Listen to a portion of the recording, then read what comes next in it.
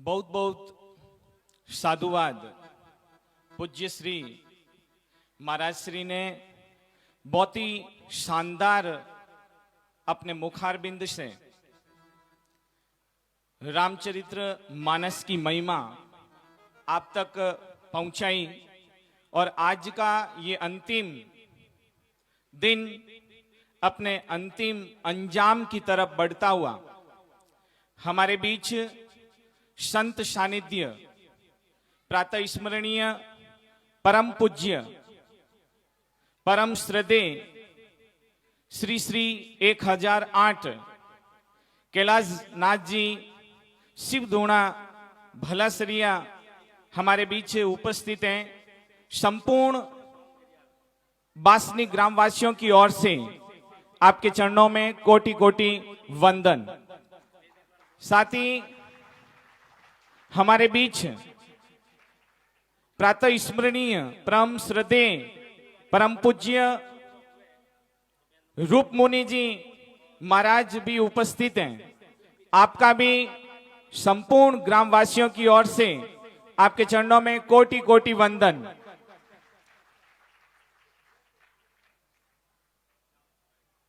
और इस भव्य और विशाल एक अविस्मरणीय ऐतिहासिक राम कथा को सुनने पधारे मेहमानों का भी सिर आंखिया माते राख पलक पावड़ा बिछान आपरो भी घना मानसू स्वागत अभिनंदन और आपरो भी आभार प्रकट करा।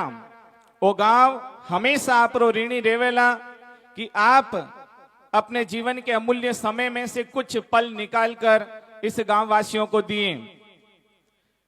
गुरुदेव ने आज कथा के माध्यम से कई बातें बताई, लेकिन मात्र कुछ सार रूप में एक दो बात आपके सामने। गुरुदेव ने एक तो विशेष बात बताई कि संत सानिध्य, सत्य बोले और संतों का सानिध्य ले। यदि आपका रास्ता सही नहीं है तो भी संतों के सानिध्य से आप सही राह पर आ जाएंगे। और दूसरी बात जो आज की इस राम कथा की थी वो थी जीवन को तरने के लिए राम नाम बहुत ही महत्वपूर्ण है। गुरुदेव की आज्ञा मिली है, 2 मिनट लूंगा। एक गुरु और उनके 2 शिष्य, दोनों शिष्यों में होड़ लगी।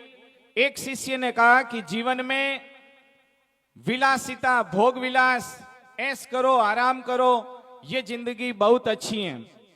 लेकिन एक शिष्य ने कहा कि नहीं, ईश्वर भक्ति, फकीरी, राम नाम में बहुत आनंद है। दोनों लड़ते लड़ते गुरु के पास पहुंच गए और गुरु से कहा कि क्या अच्छा है गुरुदेव। तब गुरु ने कहा कि आप दोनों ऑटोमेटिक समझ जाएंगे। एक को एक खाली थैला दिया और एक को भरा हुआ थैला। उस फकीरी को जो अच्छा मानता था, राम भक्ति को जो अच्छा मानता था, उसको एक भरा हुआ थैला दिया, बहुत सारी चीजों से एक भरा हुआ थैला। और दूसरे को एक खाली थैला और कहा, भोग विलास में जीने वाले, उसको कहा कि तू जा और जो भी रास्ते में तुझे अच्छी चीज मिले इसमें एकत्रित करते जाना। और उसको कहा कि तू इस जाते वक्त जो भी उसको देते जाना। इस तरह से और 50 कोस उनको एक टारगेट दिया। जो भोग विलास में रुचि रखने वाला, उसका थैला इतना भर गया कि अब चलने में भी असमर्थ। और राम भक्ति वाला देते देते पूरा उसका जो बैग था खाली हो गया, चलने में आसानी। और वो इतना भर गया कि अब चलने में असमर्थ। तब उसको समझ में आ गई कि वास्तव में राम भक्ति ही सर्वश्रेष्ठ है। 60 वर्ष की उम्र के बाद आपको कोई आपका बैंक बैलेंस नहीं पूछेगा। तो इस दृष्टांत के माध्यम से मैंने ये बताया कि राह यदि गलत है तो संत सानिध्य काम कर जाएगा, और ईश्वर भक्ति है तो आप जीवन से तर जाएंगे।